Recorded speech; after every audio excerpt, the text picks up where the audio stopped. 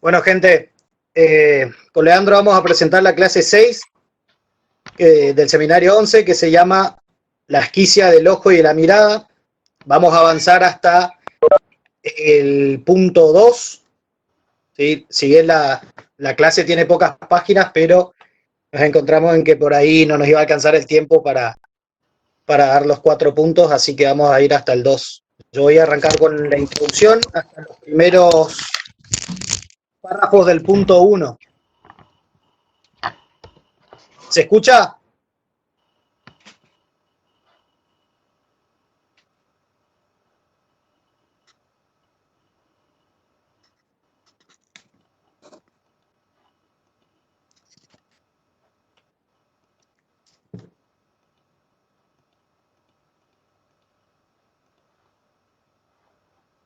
Sí, Juan, ¿Se escuchó, gente?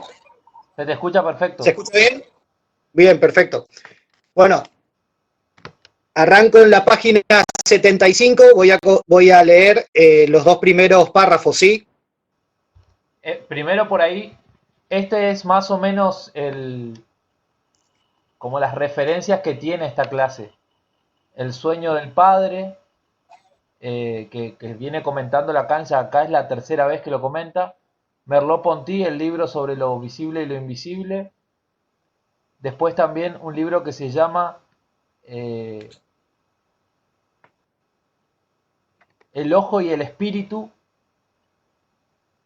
También hay un libro otro libro de Merleau-Ponty que se llama Fenomenología de la percepción.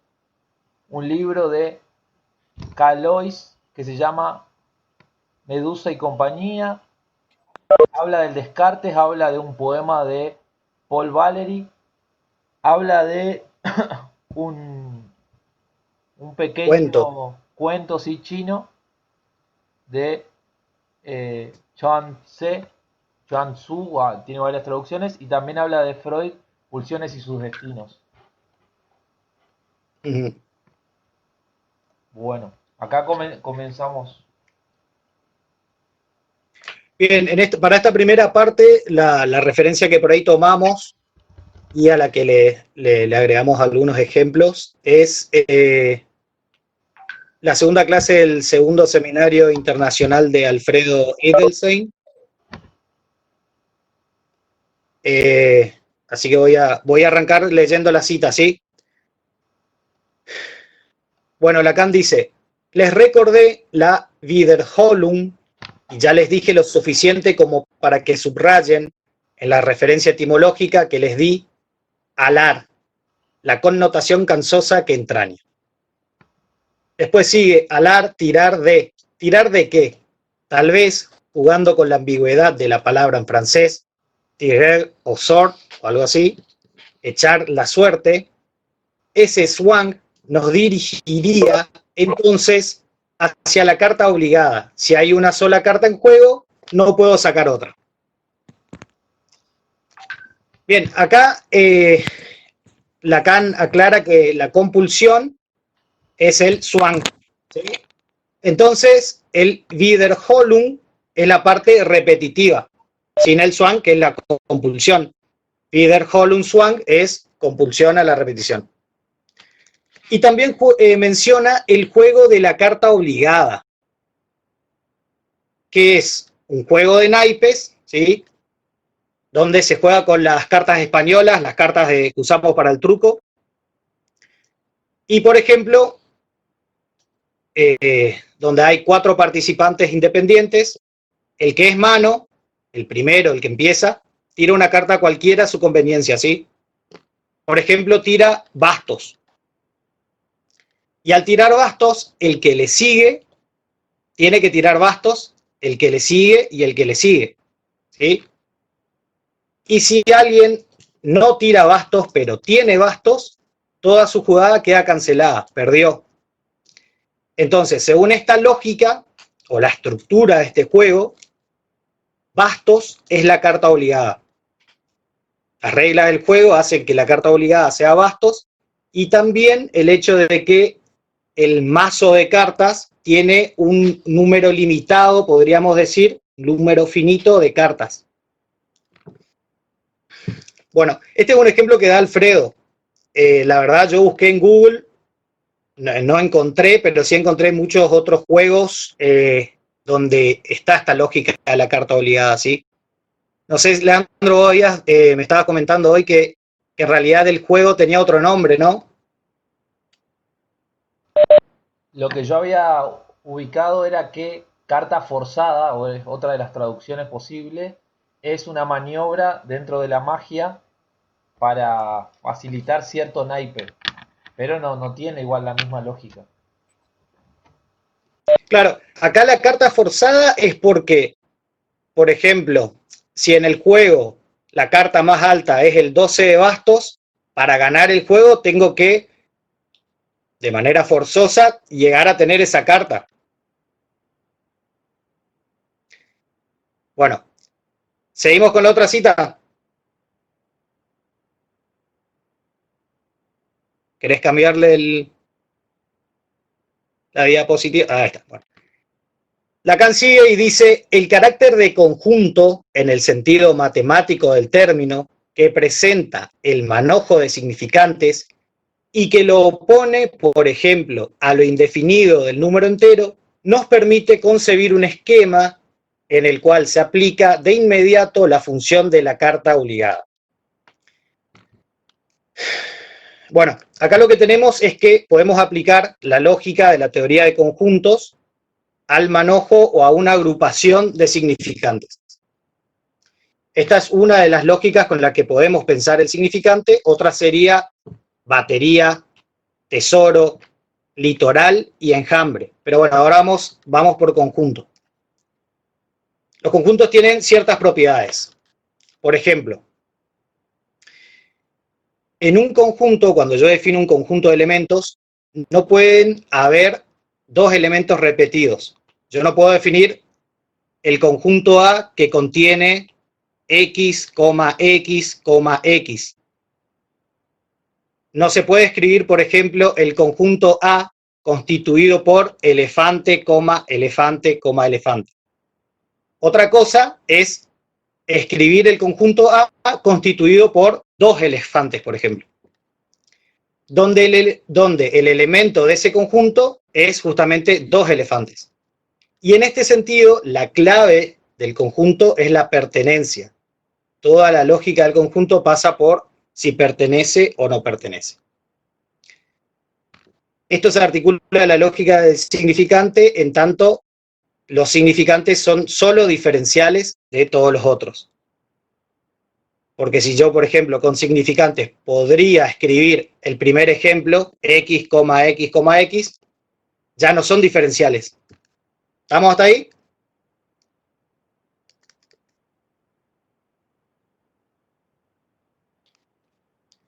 Lo que nos interesa de esto es que es la propiedad del conjunto en tanto solo se admiten elementos diferenciales. Volvemos a la misma cita. El carácter, donde Lacan dice el carácter de conjunto en el sentido matemático del término, que presenta el manojo de los significantes y que lo opone, por ejemplo, a lo indefinido del número entero, nos permite conseguir un esquema en el cual se aplica de inmediato la función de la carta obligada. Esta lógica del conjunto que se le aplica a los significantes se opone a la lógica del número entero. ¿Por qué dice indefinido? Porque la lógica del número entero es el n más 1. O sea, un número entero es 1, 2, 3. Podríamos poner puntos suspensivos y escribir infinito. Y en ese sentido, ese tipo de estructura no habilita a que exista una, como dice Lacan, una carta obligada. Porque si de repente en el juego yo tengo un mazo infinito de cartas, yo puedo poner 12, otro puedo poner 13, 14 y así sucesivamente. No hay posibilidad de que haya una carta obligada o forzada, podríamos decir.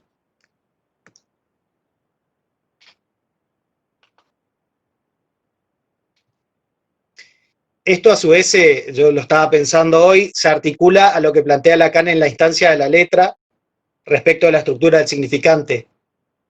Esa doble condición de reducirse a elementos diferenciales últimos y de componerlos según las leyes de un orden cerrado.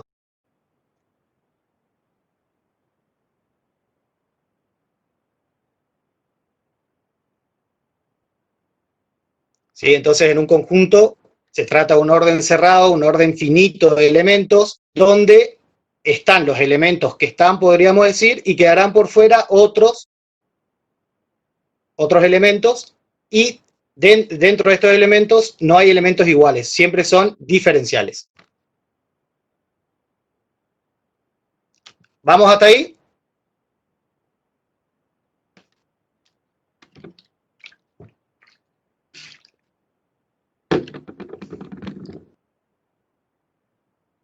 Leandro, ¿vamos bien? Sí, a mí me pareció que está bien. No sé si se entiende, ¿se entiende? Claro, como nadie habla, no sé si seguir o seguimos con la otra cita.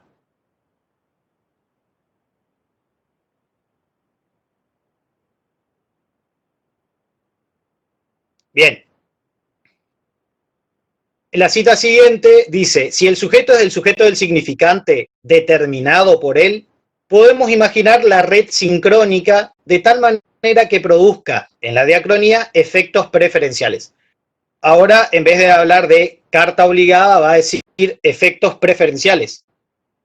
Es lo mismo en el juego que definí hoy de las cartas. El efecto preferencial es que va a haber una carta que va a ser la ganadora, por ejemplo. Bueno,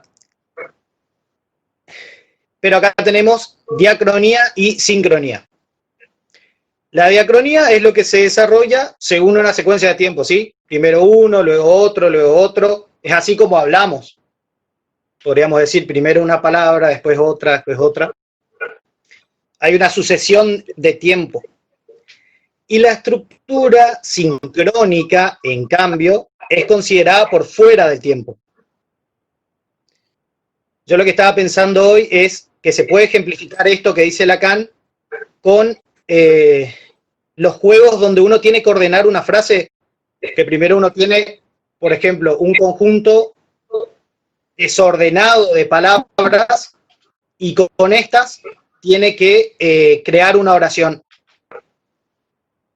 De repente, la cantidad de oraciones que yo pueda crear va a depender de ese primer conjunto.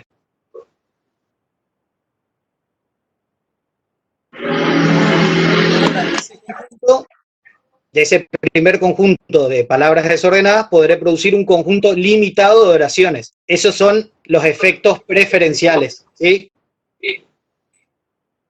Bien. Entonces, por eso yo les puse abajo de la cita como idea remarcada, la red sincrónica establece que haya efectos preferenciales, y ahí es donde dice Alfredo que son todos los casos donde uno adivina o cree que lo hace. Yo les traje otro ejemplo, pero les quiero comentar el ejemplo de Alfredo. Dice una mujer que llega tarde a su casa, luego un día de trabajo, se encuentra con el marido y le dice, vos debés estar pensando que yo te engañé, que yo te estaba engañando. Bien. La mujer, pregunta Alfredo, ¿cómo puede calcular que él está pensando eso? ¿Cómo pudo haber adivinado que el hombre está efectivamente pensando que ella lo estaba engañando? Ella lo estaba engañando. Dice, porque hay carta obligada, hay carta favorecida. ¿Sí? Y es que para la condición de pensamiento de su pareja, sincrónicamente, podemos poner que es celoso, que está desempleado, que tiene mucha bronca, que ella tiene un trabajo muy bueno, el gerente ya le dijo que la va a promocionar, a él el gerente lo echó de otra empresa, y en todo este contexto ya son 3 veces que la mujer llega tarde, llega a las 1 de la mañana de la oficina. Entonces ella calcula que su marido está pensando que ella lo engaña. Ese sería un ejemplo de carta obligada, ¿sí? De efectos preferenciales. Van hasta ahí porque ahora va el otro ejemplo que es un poco más complejo, pero está bueno.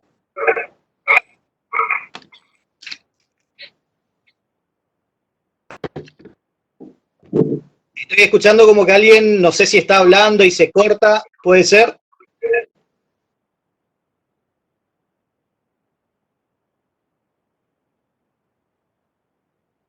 Leandro, ¿me escuchás?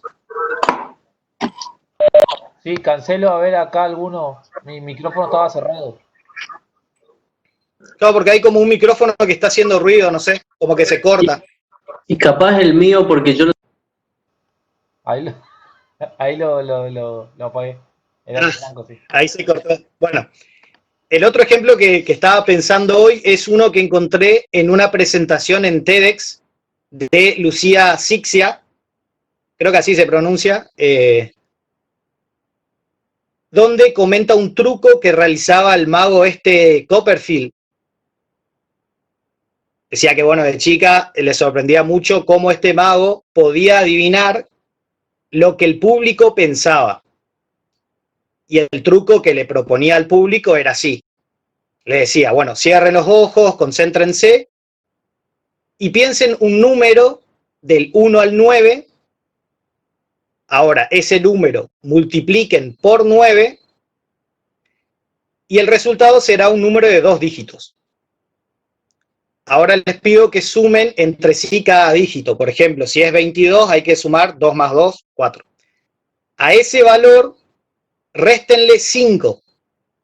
Y el número que obtienen, asócienlo con la letra que le corresponde en el abecedario. O sea que si el número es 1, hay que asociarlo a la letra A, ¿sí? A la primera letra. Después pide que piensen en el nombre de un país que comience con esa letra. Después, que tomen la letra que sigue en el abecedario y que piensen un animal y luego un color. Bastante complejo, pero está bueno el ejemplo.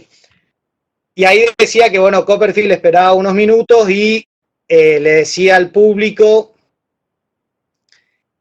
que debe haber un error, porque no hay elefantes grises en Dinamarca. Y ahí, bueno, todo el público se sorprendía porque claramente lo que habían pensado era como país Dinamarca, como animal elefante y como color gris. Bueno, lo que les propongo con este ejemplo, que es un poco igual lo que dice Sixia, es que Dinamarca y elefante gris justamente eran las cartas favorecidas, ¿sí? O los efectos preferenciales del conjunto sincrónico que produjo la consigna del truco. Pruébenlo después, ¿eh? Si, o sea, cualquier número del 1 al 9 que tomemos, del 1 al 9, 1, 2, 3, 4, 5, 6, 7, 8, 9, cualquiera de esos que tomemos, si lo multiplicamos por 9 y ese resultado va a ser un resultado de un número de 2 cifras, si sumamos esos dígitos y luego restamos 5, tendremos el número 4 siempre, con cualquier número del 1 al 9. Y el número 4 corresponde con la cuarta letra del abecedario, que es la D. Yo busqué en internet, hay solo 3 países que empiezan con D, y el más conocido es Dinamarca. La otra letra del abecedario es la E, y la carta favorecida ahí es elefante, y obviamente el color después se asocia solo, digamos.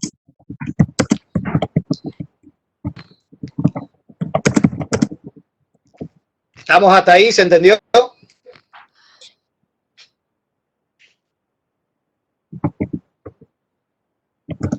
Es que no hay adivinanza, sino que hay un cálculo sobre un conjunto que se toma como contexto diacrónico que va a habilitar un tipo de respuestas y no otras.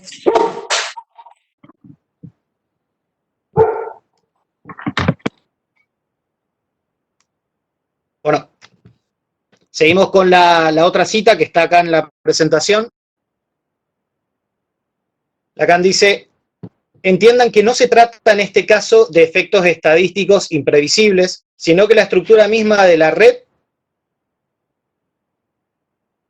No, Leandro, la de arriba, perdón. En la misma diapositiva nomás era. Ahí está. Entiendan que no se trata en este caso de efectos estadísticos imprevisibles, sino que la estructura misma de la red implica los retornos. Esa es la figura que toma para nosotros, a través de la elucidación de lo que llamamos las estrategias, el automatón de Aristóteles. Por eso mismo traducimos por automatismo el Zwang de la Wiederholungszwang, que es compulsión a la repetición. Acá lo que propone Lacan es que no es compulsión, sino que es un automatismo. Entonces, con esto podemos pensar que para Lacan no se trata de que haya una fuerza como la pulsión de muerte, que empuja todo el tiempo a que se repita una determinada conducta. Lacan propone que por la existencia sincrónica de los significantes, que al constituir una red establece que haya cartas favorecidas o efectos preferenciales. En esta parte Alfredo propone un ejemplo y dice, bueno, pensemos en un alcohólico que hace años que va a Alcohólicos Anónimos, asiste a estas reuniones. La última vez que fue a la reunión fue sobrio, pero un día de la semana ya son las 3 de la mañana y no aparece en su casa, no llega. ¿Qué va a pensar la mujer? Va a pensar que esa persona está tomando. Es decir, hay un cálculo ahí. Y pudo haber acertado eso.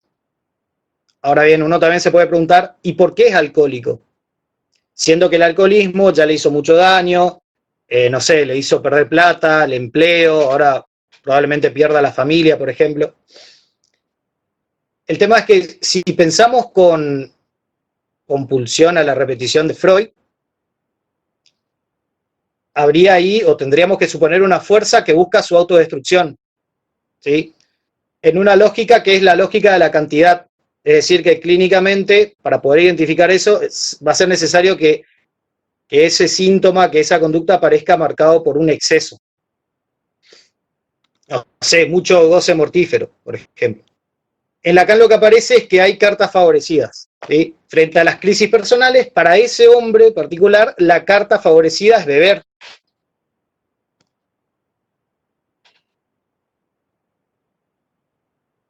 No va a estar determinado por una pulsión de muerte, por algo que encima tiene estatuto biológico, podríamos decir, sino por una estructura sincrónica de significantes, una estructura que funciona en automático y que favorece la existencia de la carta obligada. Bueno, yo creo que acá la propuesta para nosotros va a ser, no sé, por ahí en futuras reuniones estaría bueno trabajar con esta lógica, por ahí presentar un caso, no sé si alguno tiene alguna opinión al respecto, algún caso donde se pueda articular de esta manera, ya que de esta manera trabajar la carta obligada clínicamente implica establecer la estructura sincrónica de significantes, lo que permite introducir modificaciones, digamos. No sé qué piensan, chicos.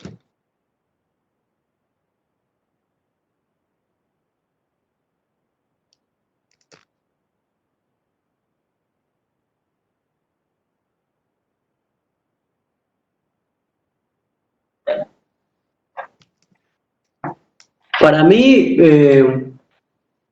está buenísimo, me parece que está muy claro el ejemplo y la lógica de cómo empieza a operar acá, porque para mí tiene dos cuestiones, la potencia que vos relatás respecto de quitarle la cuestión de la cantidad, ¿no? La parte económica que para Freud era una respuesta ante todas estas cuestiones. Él recurre a eso para responder, bueno, ¿por qué esto y no otra cosa, no? ¿Por qué esto hace síntoma y no otra cosa? Y aparece la cuestión económica y libidinal y la satisfacción, el exceso este que vos mencionás.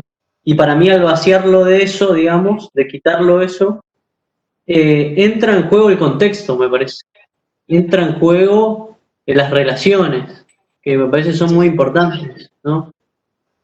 Me parece que ahí empieza a ser muy importante. Claro, sí. El contexto es la red sincrónica en ese caso. Pero puesta en relaciones, digo, puesta en relaciones en un relato, ¿no? Claro. ¿Entendés? El relato de la pareja, ¿se entiende? O sea, es decir, tuvo, para el caso de la mujer que llega tarde, ¿no? Del laburo, ¿no? Y aparece este cálculo sobre su esposo, ponele. Se necesita que haya habido en sesión en algún encuentro un relato sobre la pareja, ¿se entiende? Claro, totalmente, pero también que uno pueda aislar ese conjunto de elementos que te daría esa carta obligada, carta forzada. Por ahí algo que estuvimos viendo y discutiendo con Leandro es que por ahí a esta lectura o a lo que vimos en la clase de Alfredo le faltaba el componente, le faltaba un componente. Como yo estaba diciendo hoy, la red sincrónica posibilita algunas respuestas favorecidas, pero también imposibilita otras. Sí, Algo siempre queda por fuera, algo queda dividido, algo es imposible para esa estructura discursiva. O sea, también podríamos decir, ante una crisis personal, para este alcohólico del ejemplo, es imposible no beber. Y claro. es una lógica que podemos pensar con la superficie del toro, la superficie Ujú. topológica del toro. Pero, Podríamos decir, bueno, los bucles que hacen al anillo son el contexto sincrónico, que habilitará ciertas cartas, ciertas respuestas y no otras, mientras que el núcleo, que circunscribe, que es central en el sentido de que determina la estructura como una superficie cerrada, tiene la propiedad, además de ser un centro exterior, queda por fuera, ¿sí? Y ahí quedaría bien marcado que esa estructura posibilita algunas respuestas y deja necesariamente por fuera otras. Sí, yo quiero remarcar en torno a eso, por ahí, Juanjo, que para mí la pista que vos estás dando acá, y que bueno, Lacan también la da, es la de que la carta preferencial tiene que ver con el automatón. Sí, sí, sí, sí. O sea, cuando estamos en el orden del cálculo, así como en el ejemplo, estamos en el orden del automatón, digamos. Que no es la tiqué, digamos, que sería como lo imposible, ¿no? O lo que no estuvo calculado, lo que no entra en esa red sincrónica de significante. Claro, sí. Bueno, avanzamos un poquito más.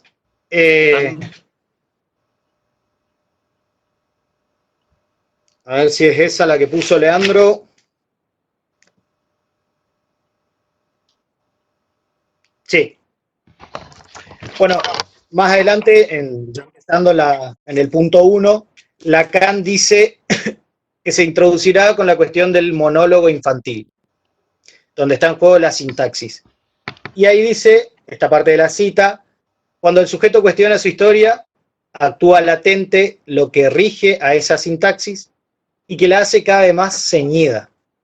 Ceñir o ceñido es, según el diccionario de la Real Academia, que rodea algo apretándolo o ajustándose mucho a su superficie sin dejar apenas espacio. Entonces, volvemos a la cita. Cuando el sujeto cuenta su historia, actúa latente lo que rige a esa sintaxis y la hace cada vez más ceñida. ¿Con respecto a qué? A un núcleo que ha de ser designado como real. De esta manera vamos a seguir pensando en el espacio del toro. Sin olvidar que de lo que se trata es de la organización propia de un discurso que tiene reglas de combinación y un núcleo inasimilable. No, pero no es inasimilable para la persona, sino para esa organización propia de ese discurso. Fíjense, yo creo que no está la cita ahí, Leandro, pero más abajo, Lacan dice, decir que ese núcleo se refiere a algo traumático no es más que una aproximación.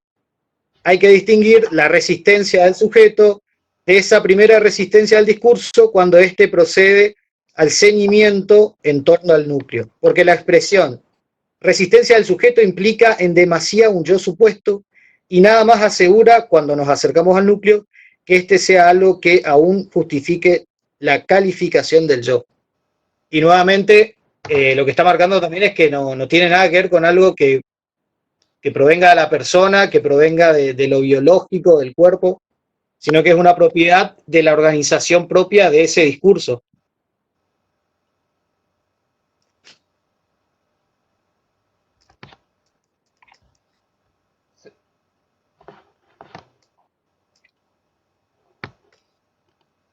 Me parece que, a ver, acá en esta cuestión era lo que estábamos trabajando de, primero dos cosas, que Lacan cuando habla de la carta forzada, él la remite al Svan de Wiederholungswahn.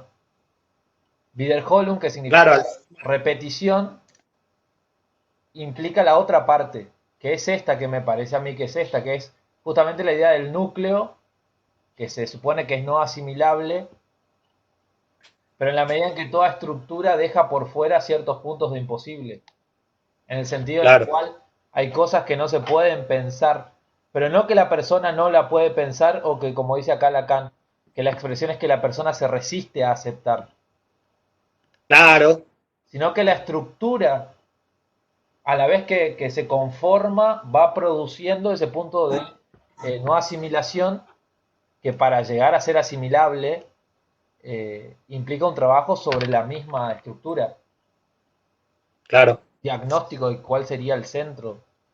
¿Qué era lo que veníamos Ujú. trabajando? La idea de vuelta de no pensar que es la persona. O si no es como que lo que yo pensaba era, eh, muchas veces caemos en el prejuicio de que se trata de que la persona no quiere reconocer o no quiere ver, cuando todo el trabajo de Lacan acá es entender sujeto como metáfora metonimia, que en esta articulación produce obviamente las cuestiones de la repetición, que esto es lo que habíamos visto, y que también produce el punto de no asimilable.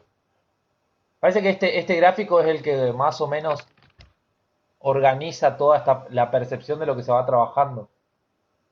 La idea del Sí, sujeto sí, acá, el sujeto acá es la historia. O sea, cómo alguien cuenta una historia.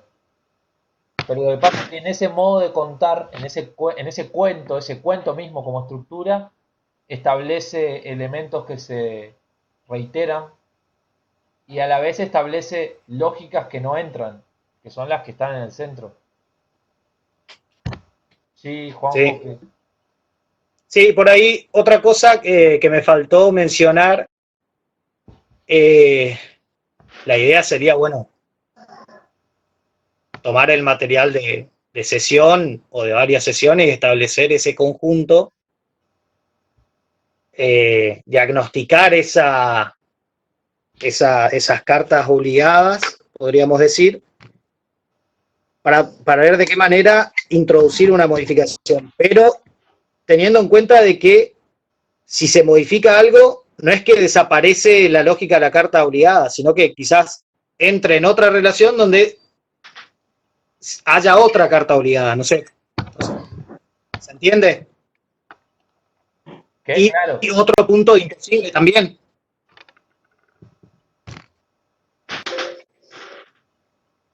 en esta cuestión igualmente es que al quedar, acá se pudo conectar Karina, mira. Ahí se conectó Karina. Genial. La cuestión es que toda estructura produce necesariamente su carta obligada en el sentido de que hay repeticiones y en el sentido de que también hay puntos de imposible, pero es claro que hay puntos de imposible menos Sufrientes. sufrimientos que otros. Claro, sí, totalmente. O sea, no toda la gente va a análisis porque no toda la gente tiene un punto de cómo se organiza esa estructura, no necesariamente eso genera malestar, imposibilidad de vincularse, no sé, de desarrollarse. Que esto era lo que Lacan ya decía en el seminario 2 cuando lo trabajamos, esta cuestión de que la repetición y el retorno siempre existe. Claro, No es que se va a trabajar sobre eso, que se va a eliminar. Mientras que para Freud siempre la repetición está asociada a algo que necesariamente causa malestar, causa padecimiento y es por eso que termina con la pulsión de muerte. claro, y con el problema de que termina siendo algo singular, algo Porque que, acá, por ejemplo, los retornos o lo que podríamos llamar el SBAN puede ser, no sé, las condiciones para que alguien se ponga a leer, por ejemplo. Hay condiciones repetitivas que se podrían llegar a establecer en alguien para sentarse a leer, pero eso no es un padecimiento. O sea, no sé, tengo que tener una luz tenue, tengo que estar en silencio, tengo que... Entonces todo ese conjunto después termina eh, produciendo algo, pero no necesariamente eso es malo. O sea, no es Claro. la pulsión de muerte actuando ahí porque vos quieras luz tenue, silencio y Ah, café. sí, una persona así no va a ir a un analista porque necesita luz tenue para leer. No sé qué opinan los otros. Este es para charlar antes de que pasemos al otro tema.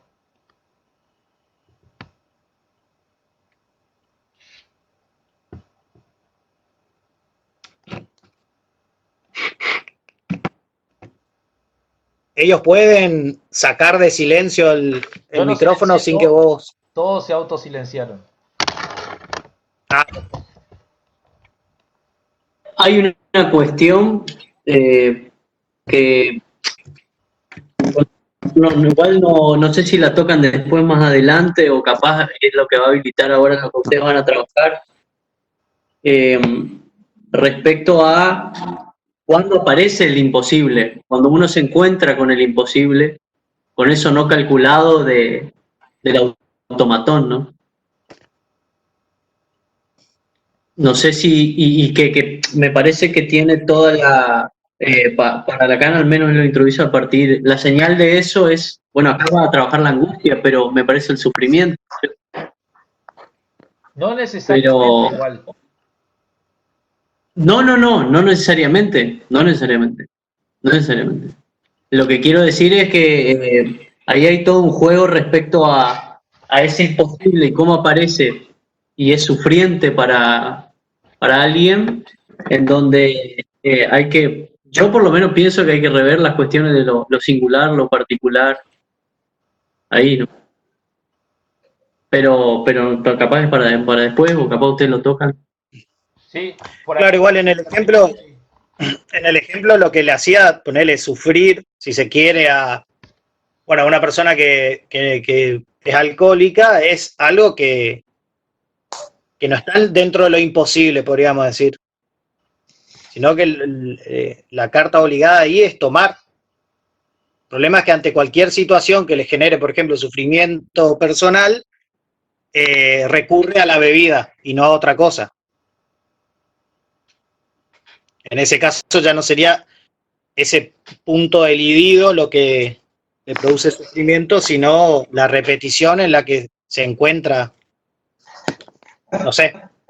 Sí, yo me refería por ahí me parece que está en el orden del síntoma, yo me refería por ahí al encuentro, ¿no? A eso que conmueve, por eso decía la angustia, como Lacan toca la angustia y lo que vos me parece que estás trabajando ahí está en el orden del síntoma, me da una sensación. Sí, claramente. Sí. Bueno, avanzo yo. Y Dale. lo que sigue Lacan en la clase, luego de presentar esto de la sintaxis, luego de decir lo del núcleo, es importante destacar lo del núcleo porque como yo le había dicho, en la clase anterior que se llama Tiquet y Automatón, Lacan dice que el análisis, más que ninguna otra praxis, está orientado hacia lo que en la experiencia es, y acá pusieron el hueso de lo real, cuando en realidad ahí Lacan dice el núcleo de lo real. Y en esta clase vuelve a reiterar que lo real es un núcleo, pero es un núcleo vacío, es el núcleo del todo. Entonces, para destacar, porque él dice que ya lo dijo, que ya venía diciéndolo, incluso ya cuando habla del trauma acá, retoma esa idea cuando la traducción está mal. Encima ni siquiera es factible poner en vez de núcleo hueso, porque son dos palabras distintas que no tienen nada que ver. La traducción correcta es núcleo solamente. Solamente tomándola en un sentido como retórico podría llegar a ser hueso, pero eso es a destacar.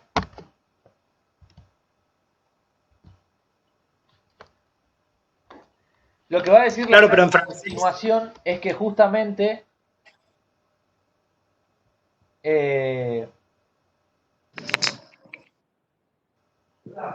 no puse esa cita. Dice Lacan que luego de la cita de Juanjo, a ver si estaba más arriba.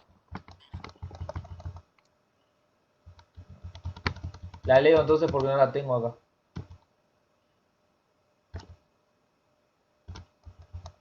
La leo nomás. Anterior a estas citas que están acá, dice Lacan: el núcleo ha de ser designado como real. Real en tanto que la identidad de la percepción es su regla. A la postre se basa, como Freud lo señala, en una especie de muestra que nos asegura que estamos en la percepción por la sensación de realidad que la autentifica. Y ahí se pregunta Lacan: ¿qué quiere decir esto? Pues del lado del sujeto eso se llama el despertar. Esto va todo entre signos de preguntas en francés. Acá solamente pusieron la pregunta en ¿qué quiere decir esto? Y afirman que esto se tiene que ver con el despertar. Ahí Lacan dice, bueno, que la cuestión de lo real y del núcleo tiene que ver con el despertar. Pero para hablar de lo que vos decías, Franco, es que, por ejemplo, vuelve a retomar el caso de padre acaso no ves que ardo, y dice, a saber, lo más íntimo de la relación del padre con el hijo, y que surge no tanto de esa muerte, sino de lo que ella es alende a su sentido de destino. Alende es más allá. El aspecto cerrado de la relación entre el accidente. A ver si cierro esto porque me está complicando. El aspecto cerrado de la relación entre el accidente que se repite y el sentido velado que es la verdadera realidad. Lacan vuelve por tercera vez con el sueño de padre, ¿acaso no ves que ardo? Y en las tres veces no cambia la interpretación. Él dice, hubo algo en la muerte del hijo que incluía al padre. Y después hubo algo en que el hijo se quemara que incluía al padre de vuelta. Entonces, en los dos casos, lo que se evita es preguntarse por cuál habrá sido la incursión o qué hizo el padre para que muera este niño. Fíjate, Franco, que cuando vos decís lo de la angustia, él no se despierta porque se angustia. Él se despierta porque le dice al niño, padre, ¿acaso no ves que ardo? Y ahí él se despierta. O sea, en los dos casos, dice Lacan, evita el encuentro con aquello que sería lo imposible para él. Que acá lo nombra. Perdón, Lean, a vos te... Perdón, Sí. ¿puedo? ¿O vos la tenés ahí? Bueno, dale. Ah, bueno, ahí la tenés la cita. Bueno, dale. A fin de cuentas, ¿por qué es tan traumática la escena primaria? No, esto es lo que sigue. Lo que estaba comentando Leandro está bien arriba en la página 77. ¿Qué ibas a comentar, Franco?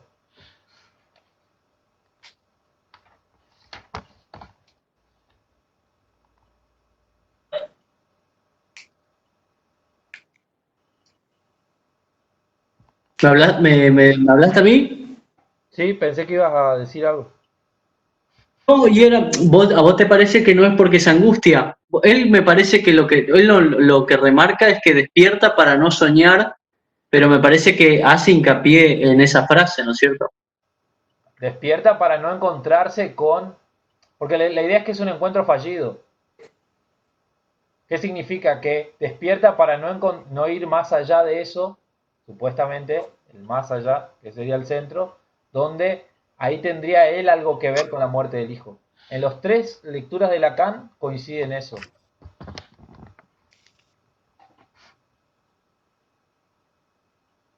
Se trabó. Que Lacan no destaca la dimensión de angustia. Claro, por eso dice que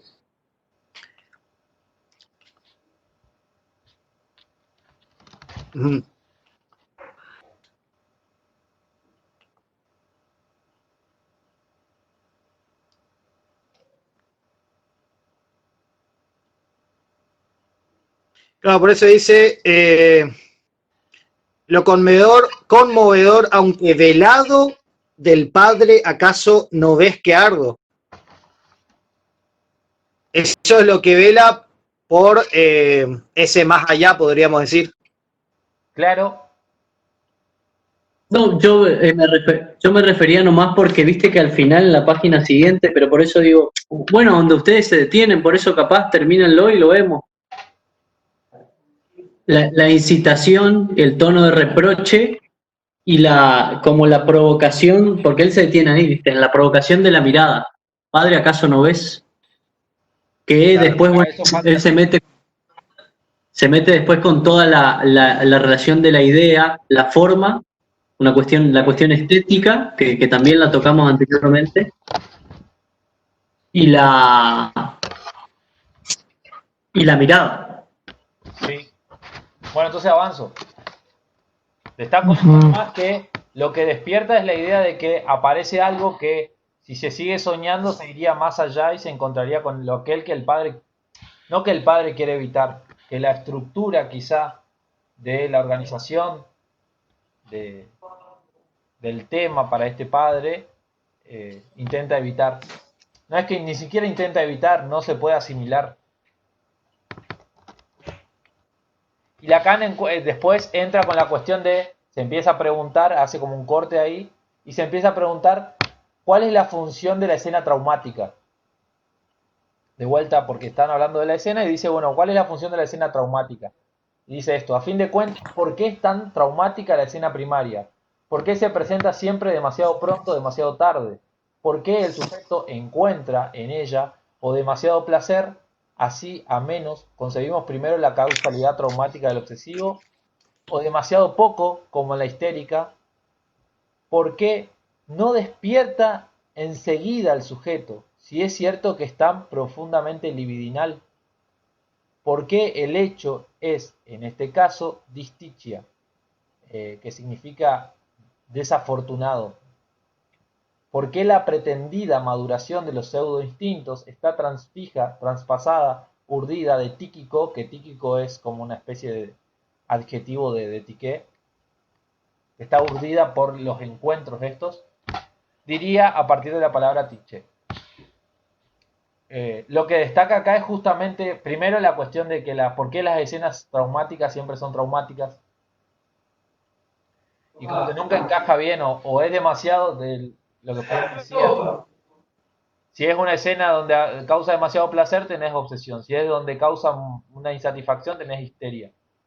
Pero nunca una escena que cause como concordancia. Que viene también a colación de esta cuestión con el padre. Es como que se encuentra con una escena que produce un efecto en él que genera el despertar, pero es para no ir más allá.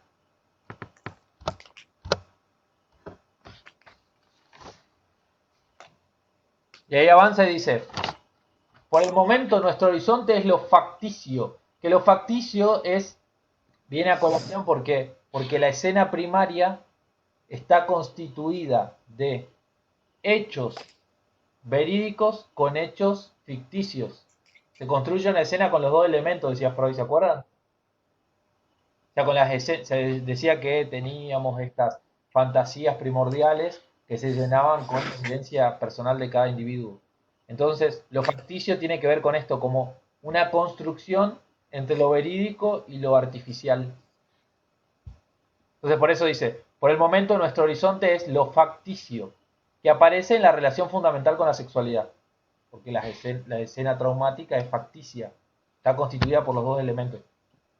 En la experiencia analítica es preciso partir de lo siguiente: si la escena primaria es traumática, la empatía sexual no sostiene las modulaciones de lo analizable, la sostiene un hecho facticio. Un hecho facticio como el que aparece en la escena tan ferozmente acosada en la experiencia del hombre de los lobos, la extrañeza de la desaparición y reaparición del pene. Una escena traumática construida con elementos verdaderos, verídicos, dice la definición, y artificiales. Yo no recuerdo bien la escena esta del hombre de los lobos. ¿Alguien la recuerda?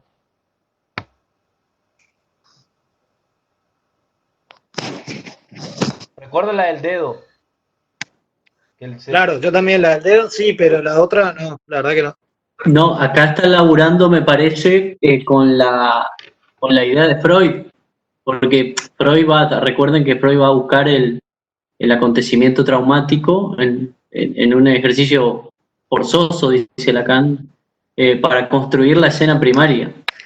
Y Freud, la escena primaria de Freud, ahí también está toda la cuestión estética de fondo, porque él es el coitus a tergo, la pose del perro, digamos, el perrito, y que tiene que ser esta pose, obviamente por la relación al sueño, pero porque también es la pose en que se ve a la mujer. Ahí había toda una cuestión con respecto a eso. Sí, pero lo que pasa es que él está trabajando la idea de que la escena primaria siempre es desafortunada, la escena primaria se supone, y en segundo lugar que siempre es una construcción con elementos verídicos y con elementos artificiales, podríamos decir que no son verdaderos. Porque fíjate que resalta a cada rato, aparece lo facticio. En la cita anterior y en esta como más destacado, dice, un hecho facticio, la sostiene un hecho facticio como el que aparece en la escena y atrás también.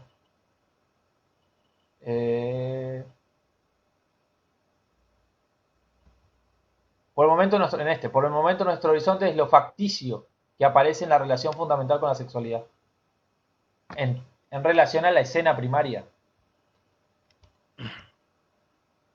Y ahí dice, pero sucede que aquí esa esquicia, esto es lo que vos iba Franco me parece, y acá lo que quería destacar. Pero sucede que aquí esa esquicia, porque vuelve a hablar del padre, ¿acaso no ves que ardo?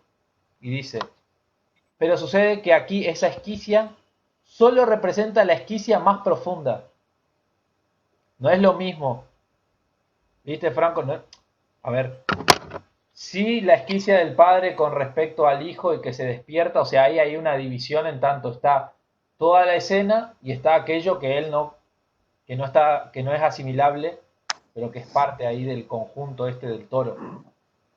Esa es una esquicia, pero hay otra esquicia más profunda, dice él, que no es esa. Esta la representa nomás. Que es preciso situar entre lo que refiere al sujeto en la maquinaria del sueño, la imagen del hijo que se acerca con una mirada llena de reproche y por otra parte aquello que la causa y en lo que cae invocación, voz del niño, solicitación de la mirada, padre acaso no es que ardo. Me parece que esa es otra lectura del hecho. No sé si se entiende. Acá lo que Lacan va a trabajar es ya el objeto A, pero es leer no ya la cuestión del atiqué y el automatón y lo que es imposible, sino la esquicia entre el sujeto y el objeto A.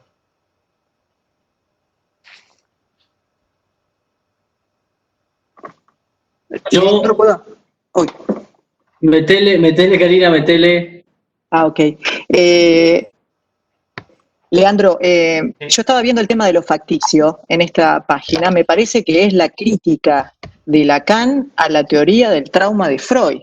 Es decir, Freud buscaba la escena traumática como existente, no como facticio, como real en el sentido de realidad. ¿Qué pasó? Y me parece que cuando Lacan dice nuestro horizonte es lo facticio que aparece en la relación fundamental con la sexualidad, directamente es una crítica a la teoría del trauma sexual de Freud. Es una crítica que lo dice con lo facticio. Por otro lado, al decir que es lo facticio, nos está poniendo a nosotros en un plano doble, que todo en el orden de la sexualidad va a ser facticio, no va a haber trauma real o construcción de eventos reales para la sexualidad. Entonces está diciendo, el tema de la sexualidad va a ser todo facticio, ¿qué quiere decir? Elaborado artificialmente a partir de elementos verdaderos. Yo creo que los elementos verdaderos que estamos trabajando son los significantes. Entonces, está colocando la teoría del trauma y la teoría de la sexualidad bajo la misma categoría que es lo facticio, es decir, elaborado artificialmente a partir de elementos verdaderos, o sea, significantes. Eso es lo que yo estaba pensando con lo facticio. Sí, yo no me arriesgaría tanto a asimilarlo porque, a ver, hay dos cuestiones. Una es que, en efecto, Freud, en el caso del hombre de los lobos, realmente quiere ir a buscar la escena real que aconteció y que generó todo el problema. Pero cuando él propone la idea de las fantasías, ¿cómo le llaman? Las protofantasías, él va a decir que aquello que el sujeto no puede, que aquello que el paciente, el analizante no puede llenar con hechos reales, perdón, hay como una especie de esquema que se transmiten filogenéticamente que van a ser llenados luego con hechos verídicos, podríamos decir en este caso. No sé, la madre lo acarició porque pasó por ahí, bueno, seducción. Freud ya tiene esa cuestión, yo no se la quitaría porque es cierto que Freud tiene esa cuestión. De hecho, es todo el problema que a él le surge cuando trata el tema de la sexualidad, de si las histéricas habían sido realmente, habían sufrido un abuso realmente o si en realidad era toda una ficción, una fantasía construida. Hasta ahí yo habría que destacar eso de Freud. Me parece igual que no es la misma teoría. Y en segundo lugar, que para los significantes, a ver, los significantes crean lo verdadero. Yo no sé si los significantes son lo verdadero. Todas las escenas que te pueden pasar en una vida van a ser descritas o relatadas, historizadas en términos discursivos. Entonces eso va a crear la verdad de lo que sucedió. A eso yo entiendo que apunta, me parece a mí. A que la verdad es estructura ficcional y también cuestiones de vivencia. Vivencia no como hechos fácticos. De hecho, todas las vivencias están filtradas por el discurso, pero no sé si el discurso crea totalmente en el sentido de, por ejemplo, ingenuamente diríamos, bueno, si yo digo que nací en una, por ejemplo, si no sería autoayuda, si yo me creo que voy a poder porque la fuerza de la palabra y eso va a crear condiciones ahí donde no las hay, por ejemplo, en una condición económica deplorable, donde no hay laburo, porque no hay laburo para nadie, en la medida en que yo crea que puedo, voy a terminar pudiendo, creando condiciones donde no las hay. Entonces me parece que no iría tanto a la potencia esa, porque hay que ver hasta dónde nos lleva hasta la autoayuda. No sé si se entiende, que es una discusión que tenemos siempre, o sea, hasta qué punto... Pero Leandro, Leandro, no sé si se escucha Leandro ahí? ¿Sí? Hola, ¿se escucha? Ah, perfecto, no escucha. Leandro, pero yo estoy hablando de los significantes en el campo del otro, no del lado del sujeto. O sea, lo que estoy determinando como teoría del trauma de Lacan es que lo que es traumático o no es traumático es cómo se significó eso en el campo del otro, no por parte del yo o del individuo. Y eso creo que es un ejemplo clarísimo, o sea, mismas experiencias que se supondrían serían traumáticas, pérdida del padre, abuso sexual, en diferentes personas tiene distintos efectos según cómo se significó en esa historia por los significantes verdaderos de ese campo del otro. Entiendo, ahora entendí. Sí, eso Claro, es lo que estoy diciendo. En ese sentido En realidad es me una parece, teoría del sí, trauma sí. muy diferente. Es una teoría del Claro, trauma totalmente diferente. Es decir, si cualquier evento, por ejemplo, no sé, llamemos muerte del padre o muerte del hijo, va a ser traumático o no según cómo esa muerte se significó en ese campo. Sí, entiendo. claro, pero lo verdadero también va a estar determinado por esa estructura discursiva. Correcto. Por ejemplo, nosotros no podemos avanzar con este sueño del padre porque aparentemente hay una culpa, pero que nos falta información del caso. O sea, la idea general es que el sueño repite una escena y percibimos que hay una culpa. ¿Por qué? Porque hay una angustia en relación al campo del otro, pero nos falta información. Evidentemente, si esa muerte de ese hijo es traumática, es cómo se significó y aparentemente hay una significación de culpa, pero que nos falta material para poder decidir hacia dónde va. Claro. Yo quiero, no sé, ¿terminaste, Karina? Sí. Yo estoy de acuerdo. Está buena la cuestión de cómo se significa en el campo del otro. Ahí me parece que lo que yo me gustaría resaltar de eso que decís, Karina, es que vos todo el tiempo estás ubicando ahí la presencia del analista, es decir, el analista es quien dice, y esto es importante, esto se significa en un campo de otro, esto se significa en una red de significantes, ¿sí? Que el analista aísla la razón o calcula la razón de por qué se significa, o el trabajo en realidad es por qué se significa de ese modo y no de otro. Ahora lo que yo tenía con respecto a la esquicia y al final del párrafo y por qué me fui con relación a la angustia, porque yo la entendí en el sentido de que lo traumático no es la muerte del hijo, sino Que él haya cómo, sido culpable. no, cómo aparece esa muerte en el sueño. O sea que, por eso digo, pareciera que la cuestión que causa la esquicia, dice Lacan al final del parrafito acá, es la invocación, la voz del niño, la solicitación de la mirada. Padre, ¿acaso no ves? Me dio la sensación de que ahí estaba el imposible. No puedo ver a mi hijo arder. ¿Qué connotaciones tiene eso? ¿Por qué desempeña culpa? ¿Por qué hay ahí el tono de la invocación y el tono del reproche? Que podrían ser significantes también, como alguien dice algo. Lacan lo está señalando acá pareciera. Nos falta información porque del otro lado aparece el aspecto de la culpa, o aparece el aspecto de la culpa, o él supone el aspecto de la culpa. Pero me parece un dato clínico ahí que es la cuestión de cómo aparece la cosa. Por eso me parece que hay un sondeo sobre la cuestión estética, sobre la cuestión de las formas. No sé, igual no estoy muy seguro de esto. Sí, yo me parece a mí, igualmente entiendo lo que vos decís, Franco. O sea, no es contradictorio con lo que estoy diciendo igualmente. Lacan lo que ubica ahí. No es contradictorio. No, por eso. Lo que Lacan ubica ahí es el objeto A mirada y el objeto A voz. Que justamente implican algo de lo que vos decís, que lo que no se ve, o lo que hace falta que el padre lo invoque, que el niño lo invoque. O que el padre no está ahí tampoco. Debe ser llamado para que vea y no ve. O sea, no termina porque en ese momento se despierta. La cuestión sería ver qué no ve.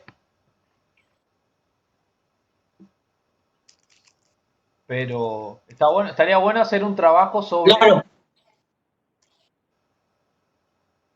Sí, para mí esta clase está en estrecha relación con la clase 10, no sin tener. Me parece que hay como una suerte ahí de conexión respecto a la cuestión de la mirada, los ejemplos que se utilizan, pero para problematizar por ahí un poco, no sé, me da la sensación de que lo singular acá es la estética esta, ¿entendés? ¿Entendés? O sea, es particular de cómo se significa esto en el campo de un otro, es particular, es parte de estos elementos, pero es singular como se presenta, lo cual no quiere decir individual, ojo, singular e individual no voy a homologarlo, pero singular en la forma en que se manifiesta, no sé si lo pensaron así, pero hay como, yo también tengo toda una cuestión que al menos esto me resonó desde esa índole. Sí, no sé a qué lo... ¿Vos decís a que se presenta con la estética del fuego por algo por algo de este padre? Claro, Igualmente acordate que... sí, puede ser. Pero viene a colación de que justamente él ve como un brillo, como un destello, así. Está bueno esto. Leandro, ¿puedo agregar algo? Leandro. Sí, sí. Sí, no sabía si estaba en vivo. Leandro, a mí me parece que ahí, si lo pensamos como estábamos la semana pasada, S1, S2, en 8, S1, S2, lo que se repite es, padre, no ves, que estoy ardiendo. Me parece que lo que no conseguimos, digamos, ver la segunda escena sería, el padre, no ves que estoy muriendo. Lo que pasa es que debe haber un juego ahí en el francés entre muriendo, quemando, algo que refiere a esta muerte del hijo, y me parece que entonces, si pensamos ese uno, ese dos, este padre, no ves que estoy ardiendo, oculta la segunda vuelta, que es padre, no ves que estoy muriendo, o sea, que estoy muerto directamente. ¿Por qué estaba pensando eso? Porque no me acuerdo si ahora no puedo recordar si lo trabajó Freud o Lacan, esta cuestión de que lo imposible de un padre de procesar la muerte de un hijo, porque es en contra de la generación, o sea, lo lógico es que un hijo entierre a un padre, no lo contrario. Hay algo ahí en contra de la ley de las generaciones, de la historia, y hay una imposibilidad de procesar la muerte de un hijo. Y esto me viene porque estuve viendo hace poco una serie muy buena, danesa, que estoy pensando, creo que se llama Algo en que creer, se está llamando en Netflix en español, que justamente hay un padre que le lleva 1 año y medio procesar que el hijo se murió. O sea, en la serie tenés a un padre procesando por 1 año y medio que no va a ver la tumba, actúa como que está presente, o sea que la dificultad es poder procesar que se murió el hijo. Creo que eso es lo que es, y la demanda del campo de otro que dice, pero no lo ves. Sí, Karina, lo que pasa es que las veces anteriores Lacan dice que cuando analiza esta parte, la anterior vez lo anuda con Hamlet y dice que son los pecados del padre los que queman al hijo.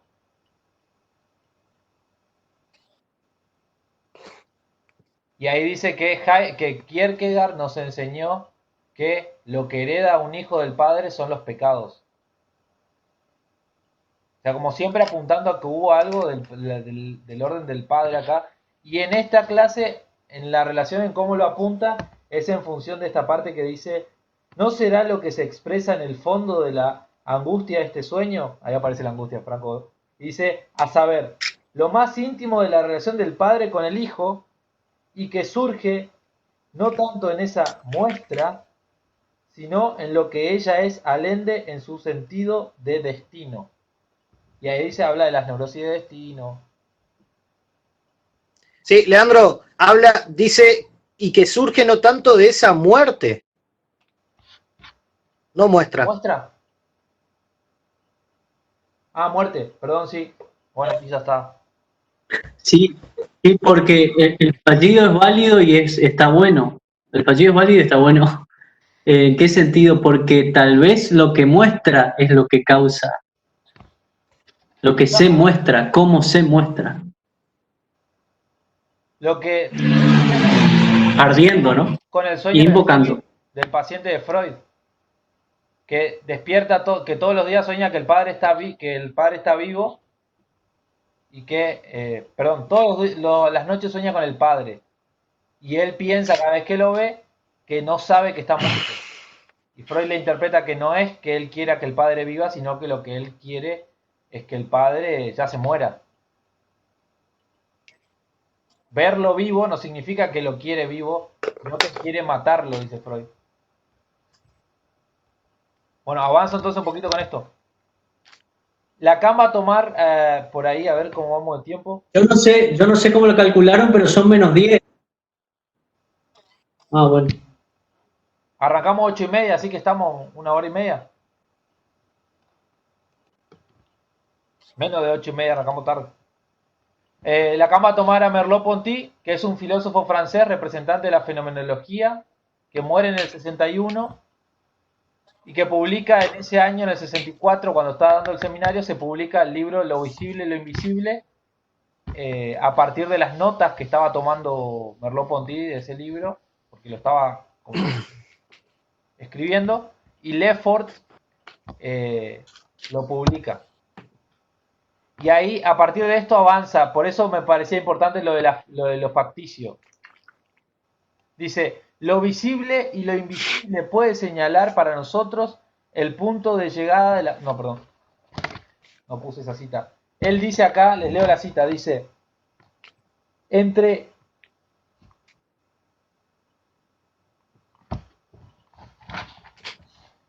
No, avanzo acá. No es esta parte. Lo visible y lo invisible puede señalar para nosotros el punto de llegada de la tradición filosófica. Esa tradición que empieza con Platón, con la promoción de la idea, de la que podemos decir que, de un punto de partida tomado en el mundo estético, se determina por dar al ser un fin, el bien supremo. Ahí tiene que decir el soberano bien. Está mal traducido también porque la palabra de Platón es la idea del soberano bien, y en francés está bien. No sé por qué pusieron bien supremo. O sea, teóricamente hablo desde Platón, ¿no? Es soberano bien. Alcanzando así una belleza que es también su límite. Y no en balde Merleau-Ponty reconoce en el ojo su rector. Lo que va a decir es que la tradición filosófica se dedicó a pensar la cuestión de lo verdadero y lo falso en función de lo aparente y lo verídico sería. Entonces dice Lacan, nosotros vamos a tener dos caminos, o seguir por la idea de lo verdadero y lo falso en función de la imagen, o empezar a trabajar con la idea de lo facticio, o sea, algo construido con una mezcla, ir más allá de la dicotomía. La cuestión es que siempre se trabaja con el ojo como rector. ¿Cuál es el problema del ojo como rector? Como que el ojo ve, y en la medida de que ve, aprende o entiende, que es la idea de Platón del mundo de las ideas. El alma en el mundo de las ideas, dice Platón, vio las ideas, por eso usa la palabra eidos, que es imagen y es también idea en griego. Entonces, el alma conoció por la mirada las verdades y luego bajó por el leteo, se encarnó en un cuerpo y ahí empieza a tener, se olvida de justo de todo eso que aprendió mediante la imagen y empieza a tener justamente experiencias que le dan opinión, es decir, no un conocimiento verdadero, sino un conocimiento refutable. Lo que va a hacer Merleau-Ponty en este punto, dice Lacan, es, en esta obra, a la vez terminal e inauguradora, descubrirán un regreso y un paso hacia adelante en la vía de lo que primero había formulado en Fenomenología de la Percepción. Evoca en efecto la función reguladora de la forma, invocada en contra de lo que, a medida que progresaba el pensamiento filosófico, se había llevado hasta ese extremo vertiginoso que se manifiesta en el término idealismo. ¿Cómo lograr reunir alguna vez ese doble en que se convierte entonces la representación con lo que se supone que ella recubre? Entonces, en el idealismo se volvió a esta dicotomía, que es que está la idea, pero ya está dentro de nuestra cabeza, de nuestra mente, y del otro lado afuera está lo verdadero. Para Platón, en el mundo sensible está lo falso, y en el mundo de las ideas está lo verdadero. La idea es lo verdadero. Y para el idealismo es al revés, lo verdadero está afuera y lo que nosotros tenemos son ideas de eso. Pero la idea es un representante. Lo que va a hacer Merleau-Ponty es invertir esto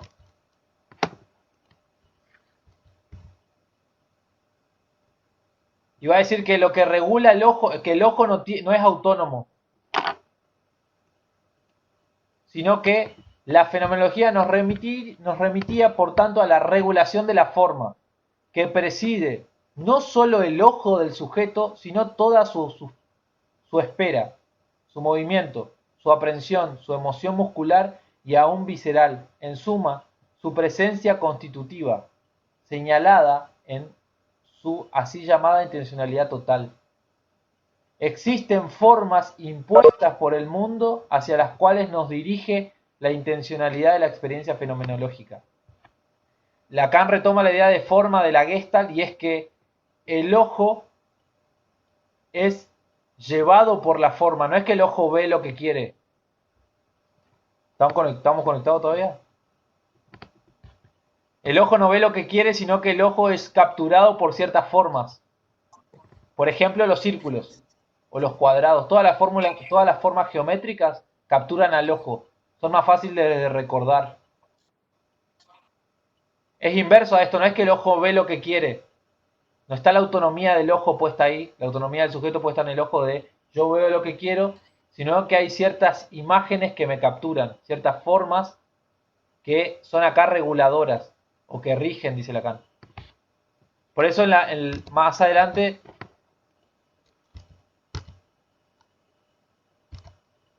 dice que, bueno, paso acá, dice que eso es una inversión ontológica. O sea, poner la regulación no en el ojo, como creía Platón que ve y conoce, sino en la forma, que la forma nos captura a nosotros, captura al ojo. ¿Se entiende esa parte? De la Gestalt es como, la Gestalt dice eso, dice, se llama pregnancia. Hay imágenes que tienen pregnancia, que sobresalen porque son de cierta manera y capturan al ojo. El ojo está obligado a mirar ese tipo de formas. No es nada nuevo en la enseñanza de Lacan, en la medida en que eso es la imagen del espejo, es una forma pregnante, dice en el estadio del espejo, que captura al sujeto. Son imágenes que capturan. ¿Se entiende esa parte?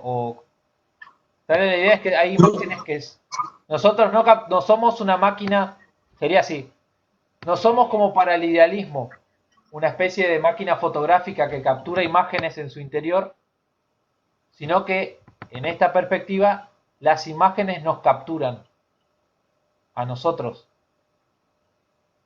Como en el de Padre, ¿acaso no es que Ardo es la imagen lo que lo captura al sujeto? Lo hace caer, dice el Kant. Al hijo ardiendo. Yo igual se corta bastante, Lean, te escuché a media porque a mí al menos se me corta bastante. Te escuché lo último de la Gestalt, que me parece que sí, súper interesante. También la Gestalt trabaja, viste, la cuestión de el cierre, la tendencia al cierre, ¿no? Y respecto a este ejemplo, me hacía pensar si lo pregnante del ocelo, que es como dice Lacan, es que pueda encontrar alguien en un espejo. O sea, que es similar en lo que yo puedo encontrarme, digamos. No sé si me explico, porque me parece que está la lógica del espejo ahí dando vuelta. De que lo pregnante es posible que yo pueda encontrarme, o sea, encontrar una imagen similar al ojo.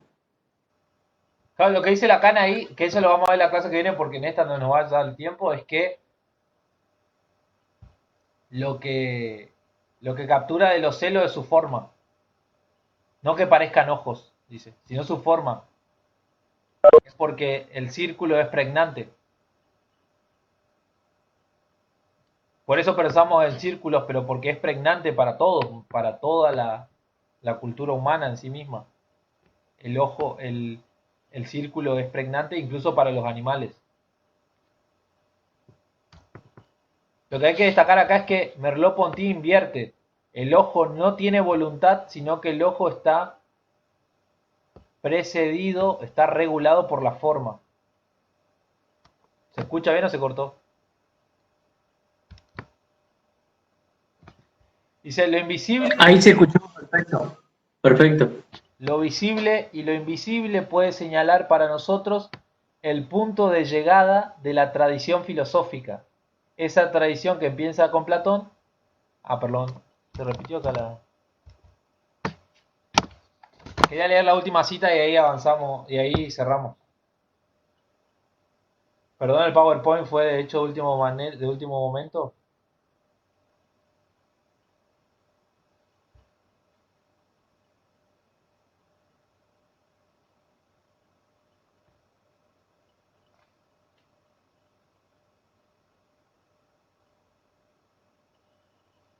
Dice Lacan,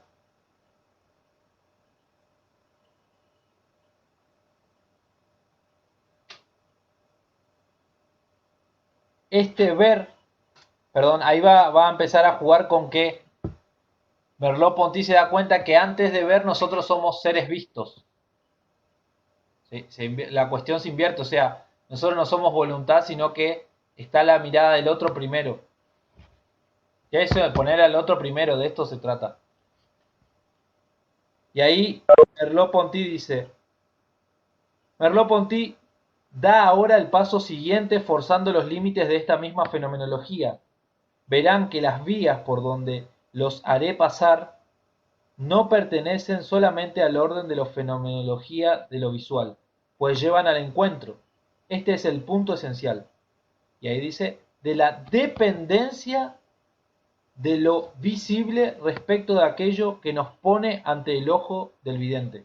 O sea, lo visible es dependiente de otra cosa, no es de nuestra voluntad de que nosotros queramos ver eso. Y continúa. Y aún es demasiado decir, pues ese ojo no es sino la metáfora de algo que más bien llamaría el brote del vidente, algo anterior a su ojo.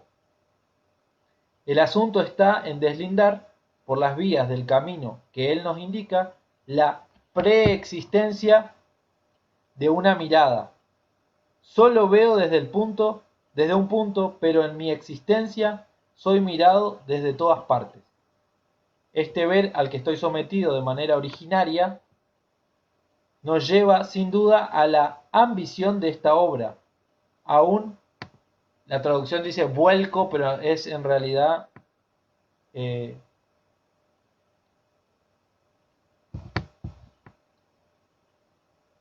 inversión ontológica que ha de asentarse en una institución más primitiva de la forma. O sea, asentar la cuestión en la forma como aquello que captura la visión permite hacer una inversión ontológica. No poner la ontología en el sujeto que ve, que con voluntad ve, sino en que primero para que él pueda ver es visto. Ya está la mirada del otro primero. Bueno. Llegamos justo a las 10 entonces. No sé si quieren hacer algún tipo de intercambio, algo.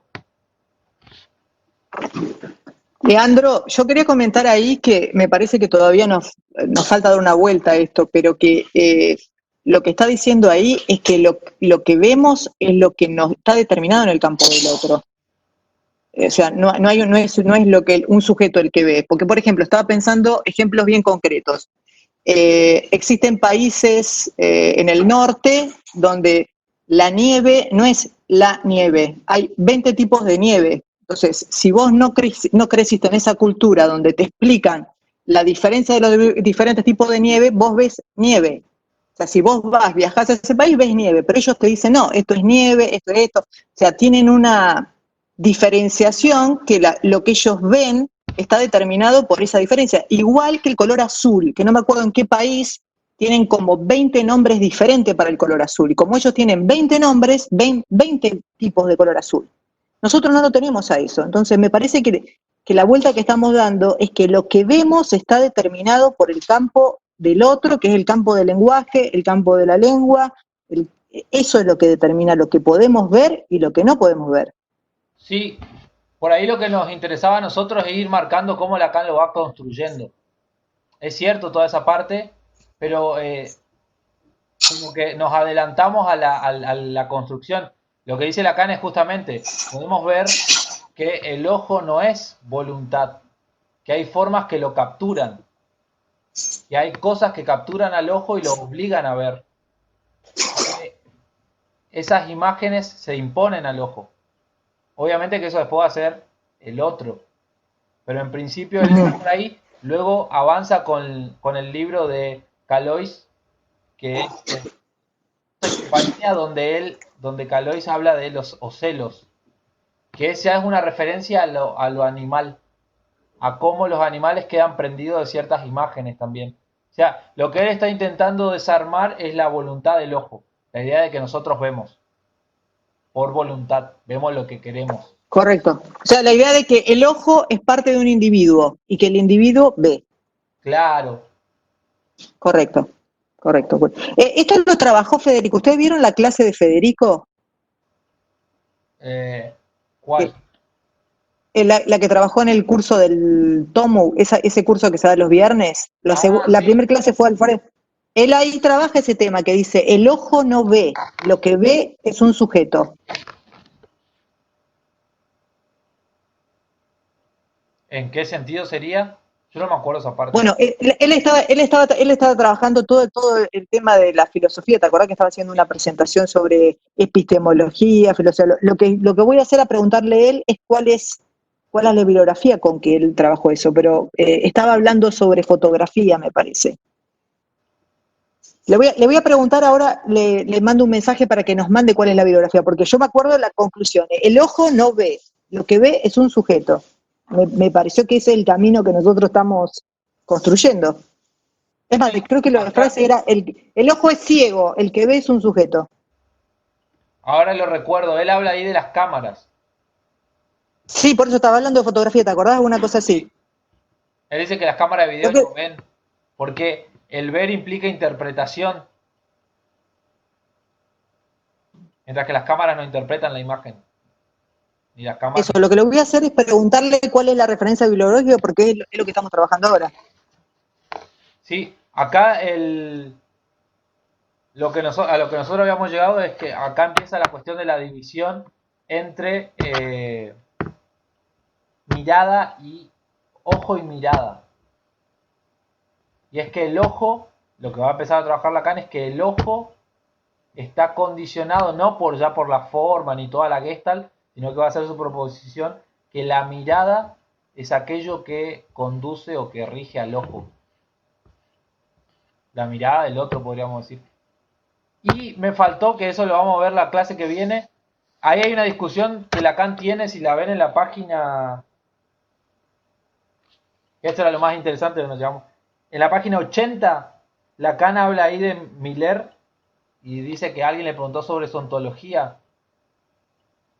Y todo ese párrafo, todo el párrafo que aparece acá, es una reconstrucción de lo que dice en francés. En francés dice otra cosa.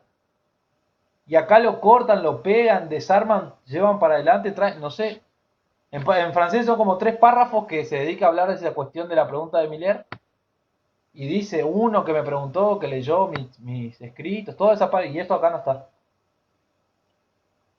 Esto era algo que queríamos comentar, pero bueno, la próxima. Está bueno porque por algo lo sacaron. Sí. Pero era increíble cómo esa sí estaba reconstruida. El párrafo está totalmente reconstruido. No es que sacó una oración o algo así, no, lo reconstruyó totalmente.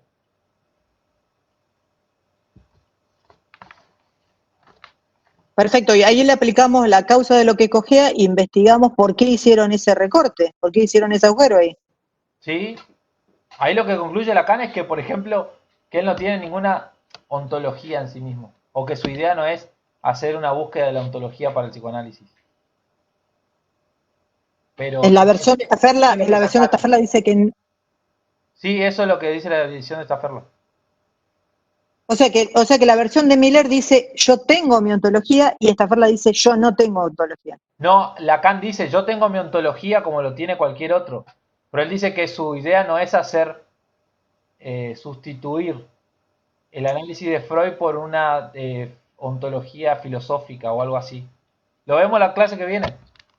Perfecto, porque por algo lo sacaron, así que debe haber alguna buena causa. Puedo enviarles puedo subir al grupo la cita, bien. Lo que puedo hacer, puedo subir a Instagram. Perfecto, la cita como está en Stafferla. Sí, Como producto de la clase, la cita de esta perla. Perfecto. bueno. ¿Alguien más quiere consultar, preguntar algo? La idea de esta parte es como una cocina de ideas. Vamos trabajando, intercambiando para ver la lectura del texto, ¿no? No es nada establecido ni fijo ni. Bueno, nos vemos entonces el miércoles que viene. A las 8 Gente. vamos a comenzar, a las 8 más o menos, si se va para que se vayan conectando. Vamos a continuar por Webex, porque no se corta Webex. Zoom tenía ese problema. Leandro, yo descubrí mi problema. Para entrar no hay que bajar el aplicativo, porque yo bajé el aplicativo y estaba tratando de entrar por el aplicativo. Si entras por ahí no conseguís entrar. Ah, Eso es importante. Yo lo bajé y traté de entrar por ahí y eso es lo que no conseguí hacer. Hay que entrar directamente por el link como si no tuvieras el aplicativo. Si lo tenés, te tienes que hacer cuenta que no lo tenés. bueno. Sí, porque Franco también le pasó algo. Franco primero no podía entrar y después entró bien. Pero todos entramos con el número igual, ¿eh? Pero podés entrar con el número si no tenés el aplicativo, porque como yo tenía el aplicativo, yo trataba de entrar en el aplicativo, ¿me entendés? ¿Te acuerdas que yo te pregunté, bajo el aplicativo y lo bajé? Y si lo bajás no podés entrar por ahí. Se ve que el aplicativo es para ser host y para vos coordinar la reunión. Para eso sí, pero si no, tenés que entrar totalmente por afuera como si vos no tuvieras el aplicativo. Ah, ok. Bueno, un datazo. Vamos a los que no pudieron entrar, le decimos. Pues hay una chica que también no pudo entrar. ¿Hubo otra gente que no pudo entrar tampoco? Una chica que escribió ahora lo último. Lo que hay que hacer es mandar ese link que me mandaste y simplemente que tienen que poner ese link en Google, el link ese que vos mandaste, y ahí poner el número. Porque si entra directamente en Google, porque si entra por el aplicativo, da error. Bueno. Bueno, Andrea, ya sabemos para la próxima. Era la primera vez que usábamos esta aplicación. La vez pasada usábamos Zoom nomás. Bueno, nos vemos entonces la semana que viene. Nos reunimos el miércoles. Perfecto. Chau, chau. Bueno, chao.